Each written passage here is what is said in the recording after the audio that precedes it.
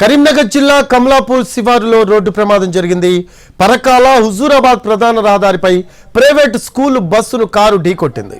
కారులో ఉన్న ముగ్గురు ప్రయాణికులకు తీవ్ర గాయాలయ్యాయి. 108 వాహనంలో బాధితులను సమీప ఆసుపత్రికి తరలించారు. ప్రమాద సమయంలో స్కూల్ బస్సులో 30 మంది విద్యార్థులున్నారు. ఓ విద్యార్థికి స్వల్ప గాయాలు కాగా మిగిలిన వాళ్ళంతా సురక్షితంగా బయటపడ్డారు. ప్రమాదానికి అతివేగమే కారణమని తెలుస్తోంది.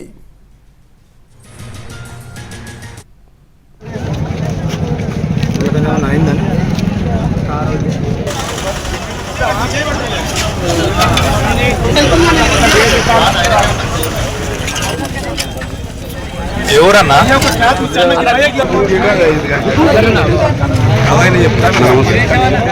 వచ్చింది, మేము ఎలానే వచ్చినాం. ఇలా తీసుకుని కార్ ఢీ కొట్టి మేము కింద పడిపోయాం. పిల్లలు ఎంతమంది ఉన్నారు? 30 మెంబర్స్ దాకా ఉన్నారు పిల్లలు. ఎవరు పోతుంది? Van Kannur, Ramalapalli, Bhimpalli side. Car వెనక నుంచి వెళ్ళాను. వెనక చాలా దూరం ఉన్నది. నేను కన్నూరుకు యూటర్న్ తీసుకుంటాను.